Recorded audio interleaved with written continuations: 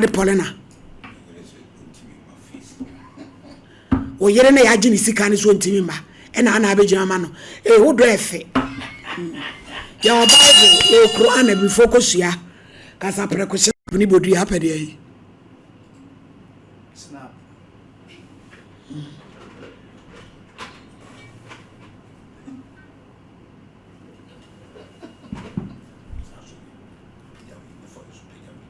Dad onu kwan samye na da man.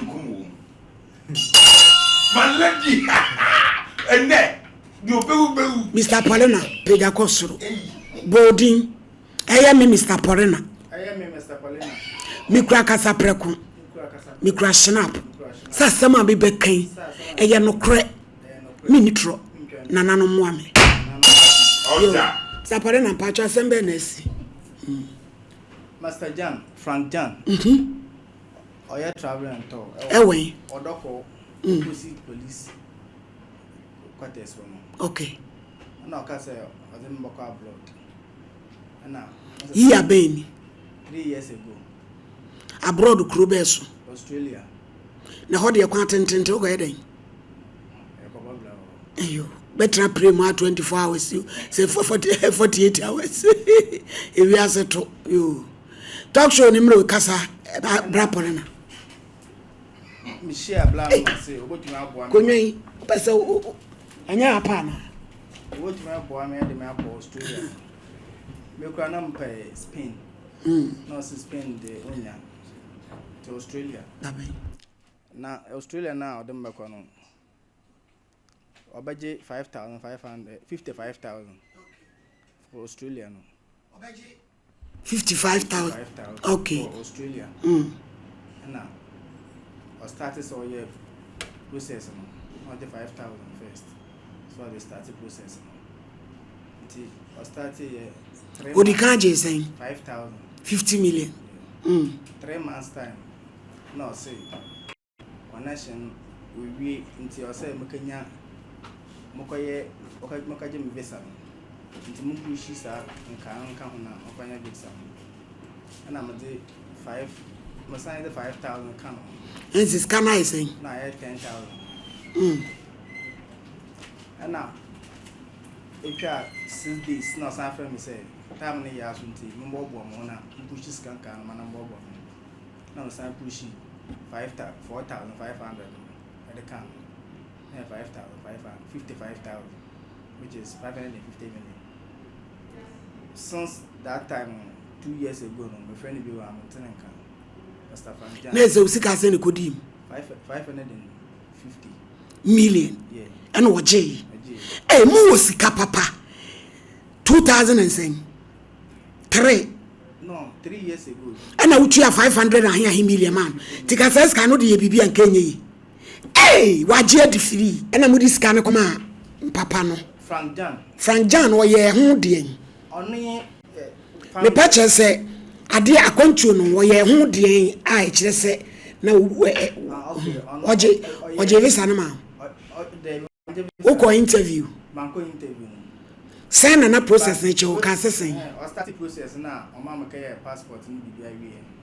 Na I say see my passport ni bi nti ono kaje visa no na odem ko bebi na ma meta na ho no ko inside Ewo he Accra Australia embassy odem ko ya na ma metwa ko bebi no ko office wo bai no o say obasen ni ato o phone so am nti memble fi na mso odem account number say mesen ni scan to so na mso mbe fi na be fa scan na ka send ni ma na wa nkura o ntwen se obesend ya de kronansa ono o sene visa no o sene say nti me send this scan ma e send this scan o say 3 days nti mbobo mo ho a me de beko tu ko twa ticket 3 days no obama ya ye bibia 3 days no so ya fe de wo friend bi won fa na woko baby o ye no sisi a odoko opposite police barracks wo no sisi a woko ho wa took dan na say ne plan wo dwane we ye democratic case Mr. Frank John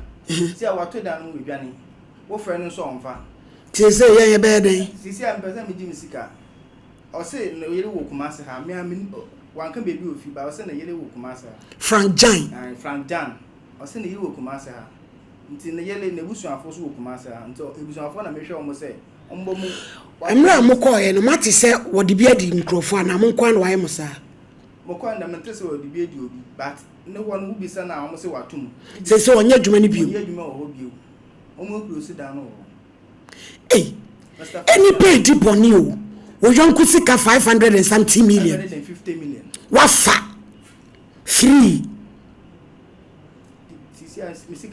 na say obi nya container no nya laptop bi kosim no de alu prabon no asesa nkrata Ghana for beko abije mama friend my si ebenya na sisi a mbona mi hia say me sebe ka sika na ebosia ho bosia na de so na so sabre de bosia de motu awi mi hia sika na hia aya samu na ya sa dia bebi am kwa aka ji sika mo kwa ga ji sika bibi se kire anfa mo na say ne obey dia wache 2003 and I do 5 days so am na didi abo busia nte se mo busia ne ya wo yansa aya sa na wo kay no straight na busia ne we minim na busuin bia but ma ba wonu se ne yere wo Kumase ono ka se ne yele ne namba wo Kumase Alex Jan Frank Jan oyo bi a wanyini in picture crowd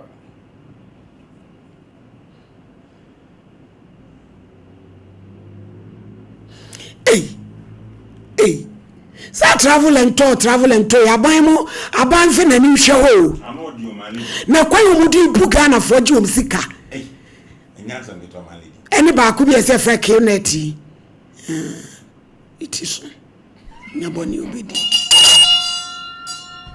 apampe muswapa malidi bonia koso eni ni pedi opia nka obi ahwe opia nsuro obi asoso abija renge a o de fa betuam ehunu ye wurafa ja Frank anajai interview hello yeah hello Mr. Frank my hey hello yes patron me tun kan Mr. Frank Jan good afternoon me da se passe ewie waje me fresh na woni me kasa na ye friend sofo maame me ye adwuma osompa ababa wa bi di Paulina kan o se be 3 years ago oba isenka op Australia visa sika 500 and something ahimilo bi abeshim akoye imango ase driver banchi amaboto ama akwanto na amaso since then oba ba bia wona ese unya dwuma wo hobiem ofra wo so awomfa no obeka na nse nya no kore because me hear picture no wo ye ni munyamfo pa bibi stand to me si ene so ada wo ma me fraji unchire mu ise eye no kora na guy sister ne boa hello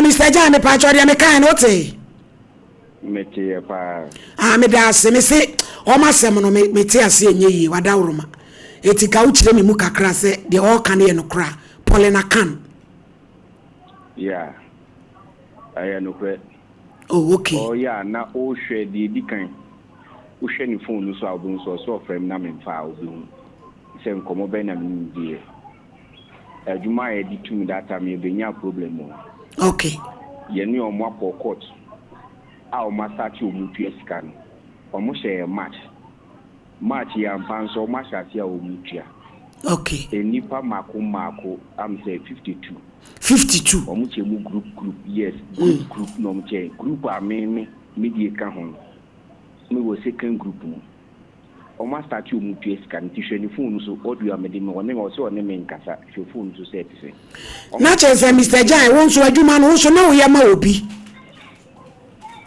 yeni lawyers na ye and a year Jumu beyond say ye assisting for mom seconds. We are visa assistants. Okay. To be manager visa. Into ones who knew be near yard. Sir. Into no into problem bad. The thing says you dear to do be a sika mano. Sir. This will be do be sika. Ye casa de bia. Into part time on the mind and pants for time no swing. Or Mashasia or Mutia. Mr. Frank, when was the last time Ampacho lady Kasai? Minine Kasa, what was last week? I'm in Kasa, I share me phone, so I didn't phone. Nasha Menini page, Nasha, so near Timmy, when you also know Yerakasa, we are so no, or to be met in a betting, Miss Musan. Again, I will met one day, one will send you what. Also know Yerakasa. It's Mr. Frank. Say, you bear day. And no, it's not church or the audio is an uncle. Ya, or must touch 20 minutes on to be dream means so. A blue means may call for a woman, may my air for Momoko. A cat or no need family will be a canon. I'm waiting to be blue means me a tear means call for our mom. We are following them to pay. Me audio, me man, we are messing Yama if with the way of. Me Pacho, Mr. Frank, Mammy. Also last week on Okasai. Also I owed you amount. On your audio be amount. Last month no send a message say March ending. Mr. Khan also last month now case next week dey anya no kre.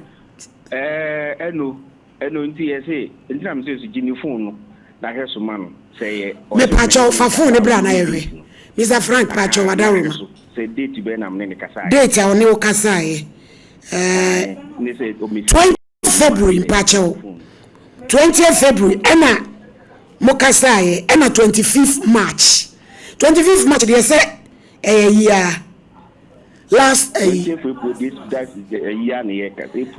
me pacho 20 wodro me pacho Mr. Frank nyabotre kakrama me pacho wona ne kasa 30th March ena musa kasa 31st odu ena 1st April audio ewa ha ena Wednesday 2nd April 3rd April ena say Friday 4th April me pedi etwato moyeye de etwato kase etwato ye da ben Wednesday and the date bi ama eti sane e wokasa Paulina April so makasa wo dia wo sende manu me pacho Mr. Frank dia wo kanu pacho so akasa one na kasa next week amesra wada wo manu krani ono ni dia odi ama nko a wo dia bia ni wa kire se one na kasa next week wakati na sa freno na patapani pieto emla ne wo freno wona wo di wasema ba no wakote ena wo ku na betena ha asem na wo busa wuku ni so wo fon so ne wo na ya na sa de na anamo ye na ya na edi ade a hwe maame mi why so ntumi nkasa mi nya ho oso ma of oni okasa ye no bra Paulina so le na maame Paulina na kasa meta sante tasra musu asem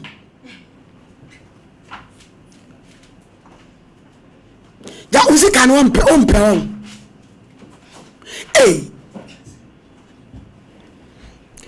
Saka sana oso no kasa no ono kasa se sika no bende because oso ma start ichia ono kan say o say March end no betu mi sika ma na me see you March end no so ye stand amba me friend na onfa na area na oye adwuma no mako hako busa bia na wa relocate ko ba bi fofra o man kire mo o de dia to so